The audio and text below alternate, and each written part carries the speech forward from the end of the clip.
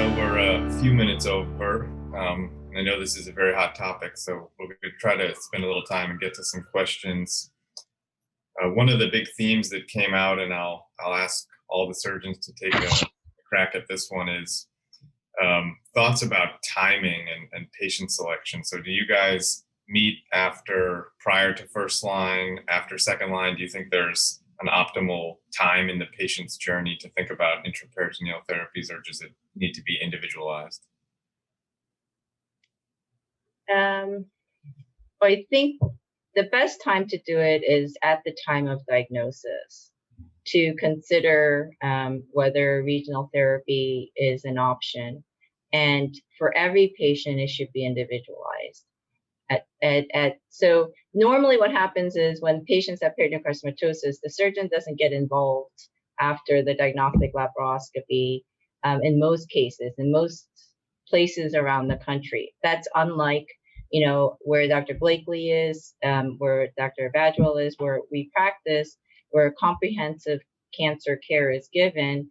I think, I follow my patients fairly closely throughout their journey, whether they have peritoneal carcinomatosis or not. And I think it's important to be able to have a multidisciplinary discussion along the course and plan it out in the beginning, but usually there is no straight answer at the first time for these patients. It's reevaluation and response, looking at the responses per patient, because every patient is going to respond so differently to the systemic therapies. Yeah, I agree. I think the earlier the better. I think it's ideal, of course, to have the person who is well versed in intraperitoneal therapies be the person to also do the staging laparoscopy at the outset. That's often not the case. But as engagement with somebody who's well versed in these therapies early in the treatment course is good, not after cycle 4 FLOT, for example, but as early as possible. Yeah, and I think Dr. Klempner might like this response, but you really want to maximize that first line chemotherapy as much as you want, because once you go off that, it's very tough to get back on. There's a few markers that need to be checked that can help make that decision. But I think, this is not, if you want to go down this path and be aggressive and you think it's something, you want to do, you don't want to keep going with systemic chemotherapy until you start seeing progressive disease and things start looking bad, because sometimes it'll be too late. So you have to be meeting together with your team and thinking about it frequently. So typically the median number of cycles when we start really thinking about it is 8. Sometimes we'll go 12, but it's at that point you start to see some neuropathy and some side effects, and you just don't want to go too long if you're going to think about this. Yeah, I would totally agree. I'll start with you, Brian, on this one, which is related. So when you guys are thinking about IP or bidirectional therapies or PIPAC, how often, or what's your sort of comfort zone for people being off systemic therapy? Do you need to see them off, a month, 2 months, 3 months is too long, 6 months is too long? Do you guys have sort of general ways that you conceptualize time off systemic therapy before going to IP or cytoreduction? I'll include that too. Yeah, if it's just a laparoscopic, a minimally invasive heated chemo, that usually just requires about 3 weeks. But if it's that whole enchilada, that big surgery I was talking about, you need at least a month. But that's a good point, because this I describe it as a game of whack-a-mole. So as soon as we start hitting the peritoneum with laparoscopic HIPEC, we have to worry about the stomach, because now we're off systemic, and sometimes the stomach will start growing again. And so it does feel at times it's frustrating. We start hitting the peritoneum, and then the stomach starts growing again, and then we think, well, do we need radiation or go back to systemic? So it does take a lot of attention to get through this. Yeah, I think for a laparoscopy, to evaluate the disease, we'd say a week or 2 after systemic. But as far as cytoreduction and HIPEC, we generally use a month. But also making sure that any blood counts have recovered fully from the previous chemotherapy. So, Dr. Badgwell, here we used your protocol for repeated laparoscopic HIPEC after speaking with you, and actually it's been as long as the patient's counts have recovered from systemic therapy, which usually takes about a week, and then another week, we're able to successfully do HIPEC, laparoscopic HIPEC, without any cytoreduction, right? Just the HIPEC part itself. And chemotherapy, and then 2 weeks later, HIPEC, wait 2 weeks to recover from the surgery, and then do systemic chemotherapy, 2 weeks later, HIPEC, repeatedly over a course of, 3 HIPEC treatments. But this also depends on the health of the patient, right? It's when you have a young, healthy patient, we can do this. But when we have an older patient or a sicker patient who do not recover from the side effects of chemotherapy well, or from surgery well, the timeline gets longer and longer between treatments. So it is a huge consideration. To take someone to surgery is a big deal. It takes a while for most of them to recover, and it is not without side effects and risks. So some patients have a tough time even after like a simple diagnostic lab. It needs to be considered. Yeah, I agree as well. All right, I'll start with Andrew for this one. Two sort of combined questions is, what sort of long-term issues do you have with intraperitoneal therapies? Do you counsel people on complications, adhesions, valve restrictions, etc.? And then what do you think about the role for these regional therapies in people prior, stage 2 and stage 3 at the time of surgery to try to ultimately reduce the development of peritoneal disease? 2 questions. Yeah, so I think the long term, a lot of it depends on how the patients are coming in first. So patients who have had any kind of extensive surgery in the past, any level of scar tissue will limit the ability of the chemotherapy to reach all corners of the abdomen. And there is some scar tissue that can build up just by virtue of having the catheter in the abdominal cavity, because it is a foreign body and can cause some level of reaction. And I think when we look at ovarian cancer patients, for example, where this sort of kind of post-operative catheter-based chemotherapy has probably the biggest track record, I think that most patients are able to get through about 3 or 4 out of the planned 6 cycles. But as you get farther and farther with the catheter, it can become more likely to have a catheter-related complication, such as infection or pain or any kind of serositis or irritation of the lining of the small intestine. So I think for that reason, that was part of the rationale to keep our planned trial to 6 cycles, because it's kind of extrapolating from that data. And as far as using it as a risk reduction, I think that we're still exploring different approaches to intraperitoneal therapy in general. But I do think that we've looked there's been efforts to look at post-operative chemotherapy, and I think that's going to be another thing to explore. But I think we're also trying to answer 1 or 2 questions at a time before we get to that, and we'll have to see. A lot of the fact of the matter is that we're still building the evidence and the case series of patients who even have peritoneal disease who go to surgery. And I think, as Dr. Badgwell mentioned, this is still investigational per the NCCN guidelines.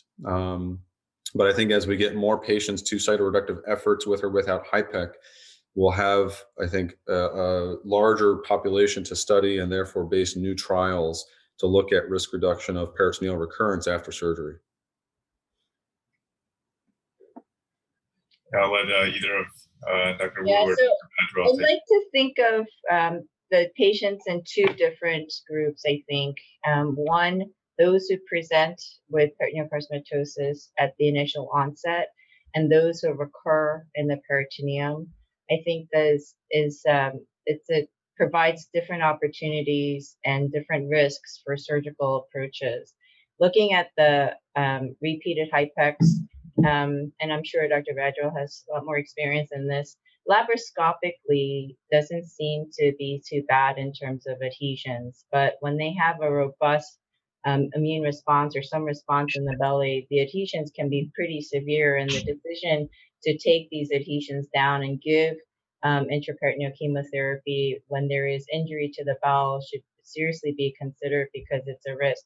For PIPAC specifically, if there are adhesions and you take those down, and there is any serosal injury, we cannot give PIPAC. We have to abort because the risk of a bowel perforation in the setting of any kind of injury to the bowel is too high. So it's a contraindication to actually giving pressurized intraperitoneal aerosolized chemotherapy because of the pressure and what the damage it can do to the serosa, or the outside lining of the small bowel.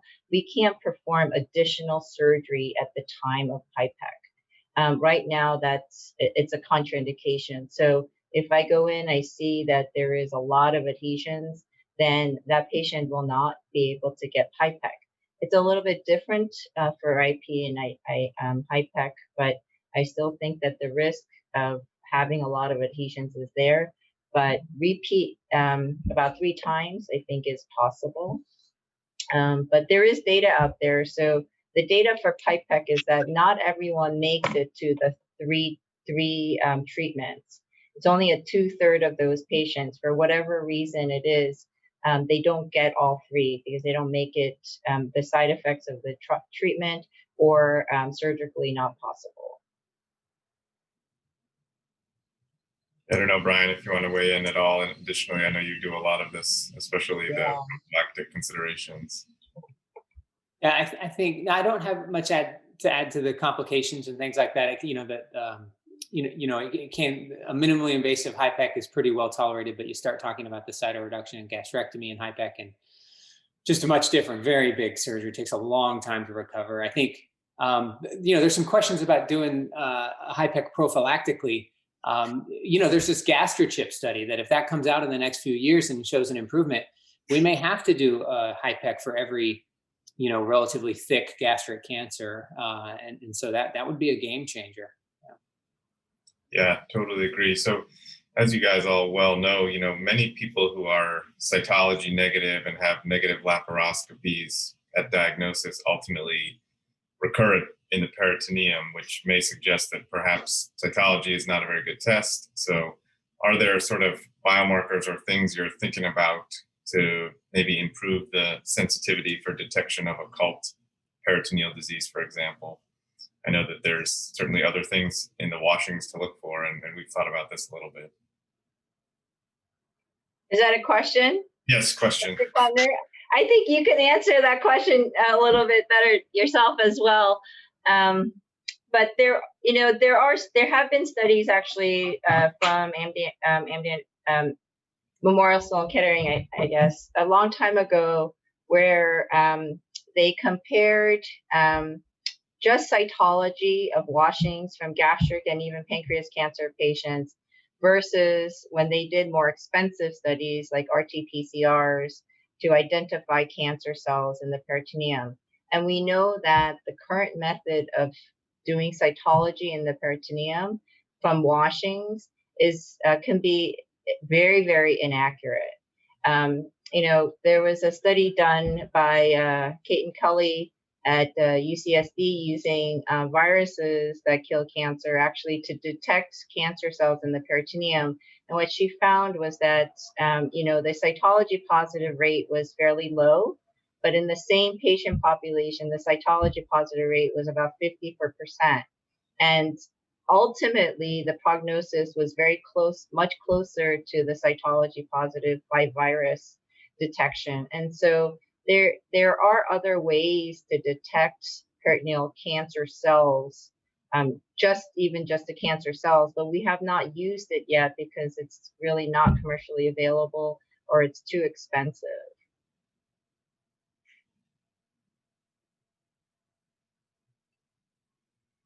Yeah, I think there's a lot of opportunity for additional biomarkers from peritoneal tissue samples as well as fluid samples for sure. I mean, certainly circulating nucleic acids is something that's relatively robust in terms of pipelines to gather and analyze protein We're looking biomarkers. at immune cells as well, right? Yeah.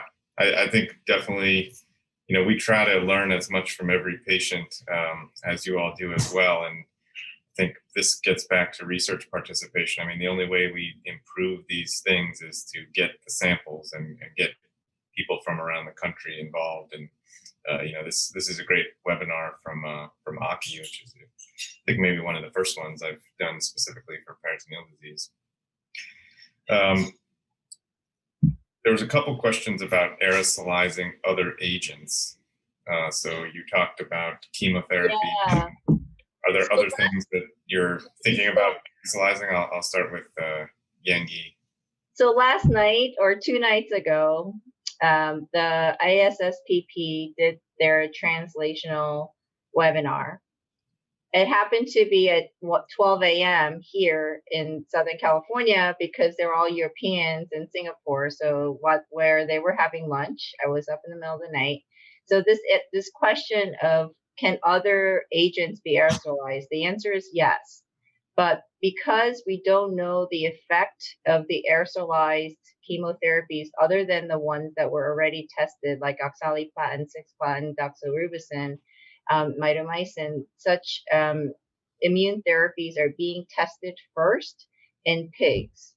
So large animal intraperitoneal studies are being done in Europe. Obviously, they're looking for funding to expand the studies, but they do plan to have a study with immune checkpoint inhibitors intraperitoneally delivered along with chemotherapy to be evaluated very soon. These are being tested in animals first because we don't know what the effects are. And we don't know how much of it goes into the circulation once we give it intraperitoneally this way. Yeah, anybody else want to add to that? All right, well, maybe we can take 1 or 2 more questions. I'm just reading through the Q&A section here, and let's see. So there's a couple questions about optimal patient selection for the 3 approaches, and I know Andrew, you put up a slide near the end, and Yanghee, you put up a slide near the end. But if you had all these 3 available to every patient, what are sort of the patient factors and disease factors that you would look at when deciding between the 3? I'll start with you, Andrew. That's a good question. I think some of it comes down to the agents that are being used and any side effects that patients have had with similar therapies in the past. So one thing that I mentioned was the neuropathy. So patients who have been through FLOT or have been on paclitaxel second-line therapy and have a lot of neuropathy generally probably are better suited on another trial just because ours is tied with IV paclitaxel. We had one patient who had also had a paclitaxel adverse reaction. I think that in something like PIPAC, even though the systemic uptake is generally low, allergic reactions to platinum-based compounds are one of the exclusion criteria.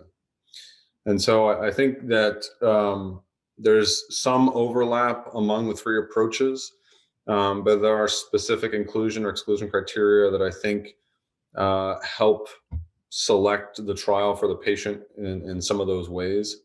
And then also, stringency with intravenous chemotherapy at the same time, like as Dr. Woo was mentioning with PIPAC, and also how strict the exclusion criteria is for anything. We say nothing extra abdominal to say no lung metastases, for example, but we don't necessarily exclude somebody who has a small liver lesion either. And again, we're looking at intravenous and intraperitoneal paclitaxel with capecitabine often compared to, say, 2nd or 3rd line chemotherapy.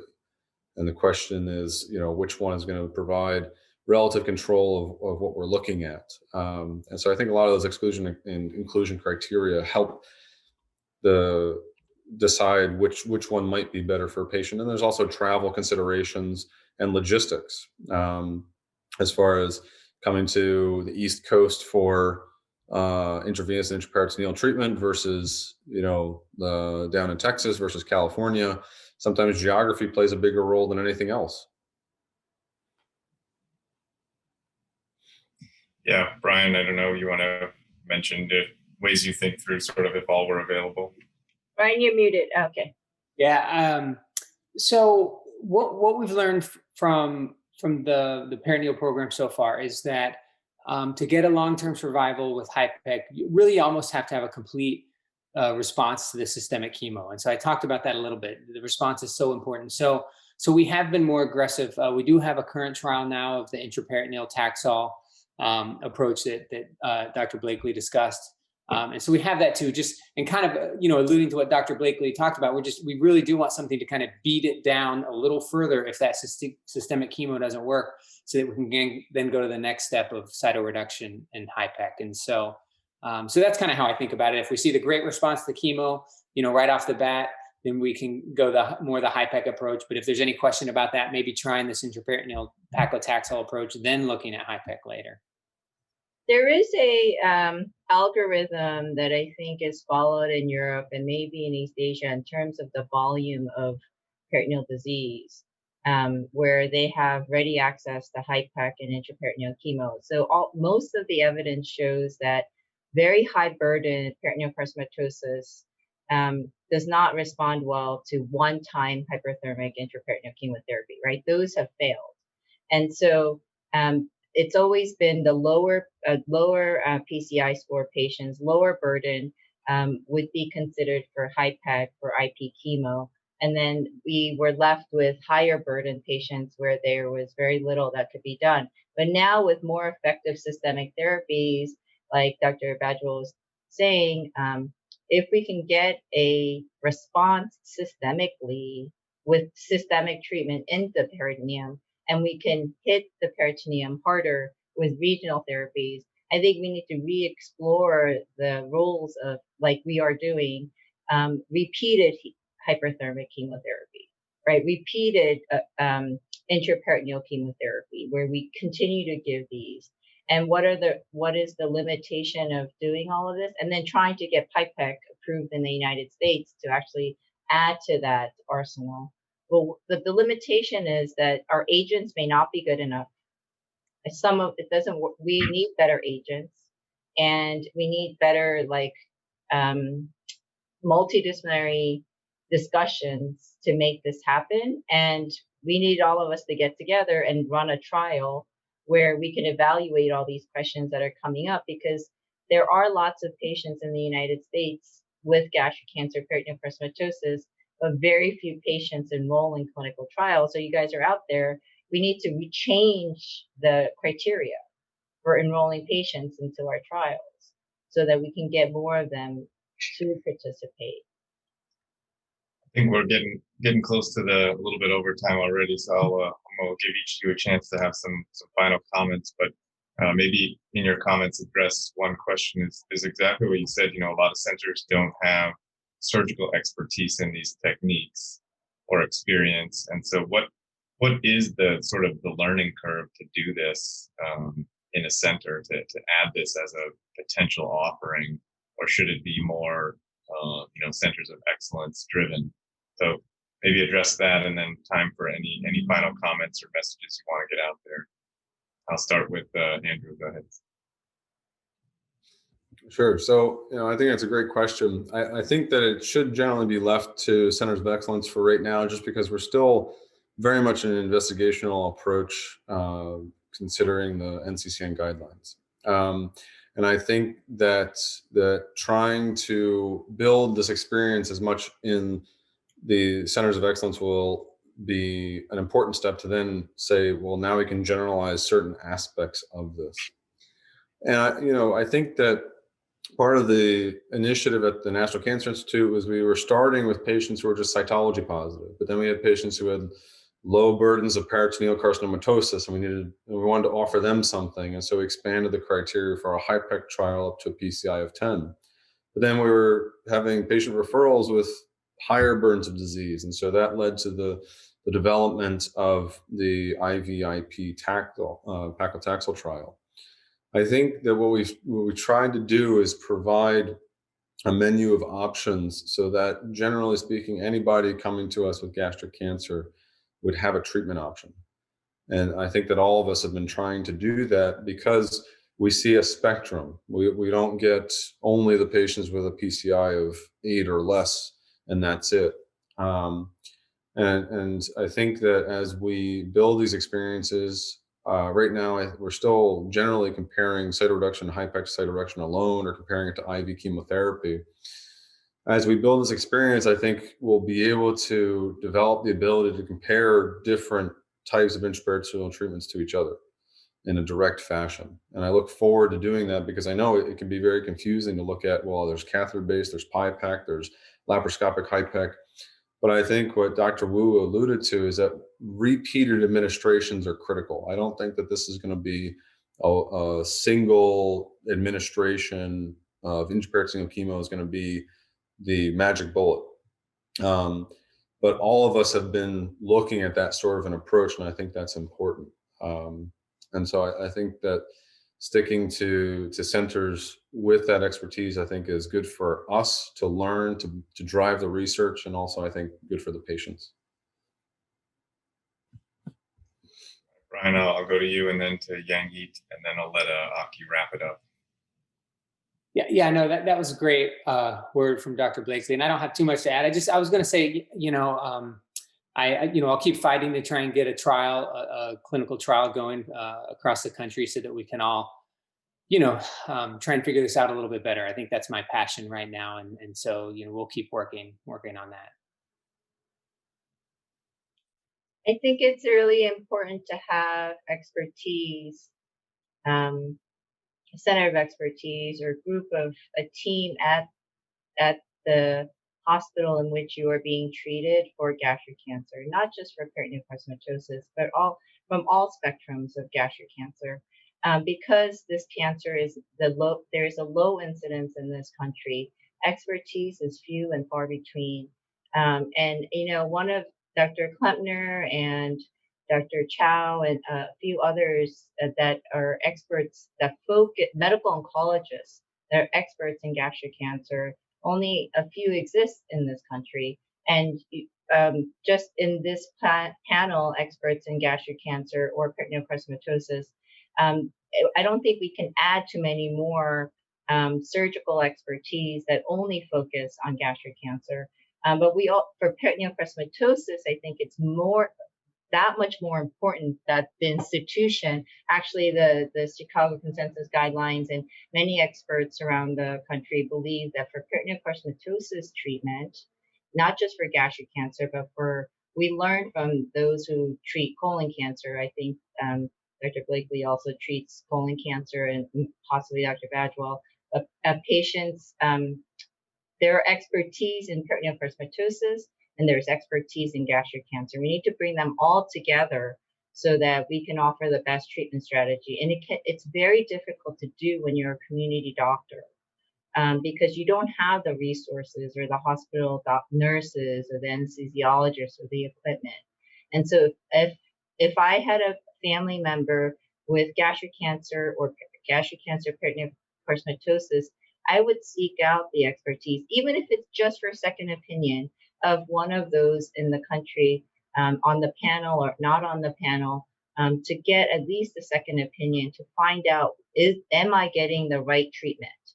Is this the right thing to do? Like everyone on this, is watching I think they should at least get a second opinion, even if you went to a large volume center, just to make sure that you're getting the best, but not to delay your treatment so much, but to have a sense of, this is it, this is the right thing to do, the best option. Yeah, I'll conclude by just saying that, the fact that all the people are here and listening is a huge first step. I think unfortunately, as you've heard, there isn't a lot of expertise in the community and outside some larger centers. And so educating yourself as a patient and seeking these out and asking these questions, I think is only going to help you. Advocating for yourself is a huge piece of getting the best possible care. So I'd like to thank Aki and Hope for Stomach Cancer and everyone for taking the time on a Saturday. and a big Saturday for the country for sure. And I will turn it back over to Aki to wrap it up.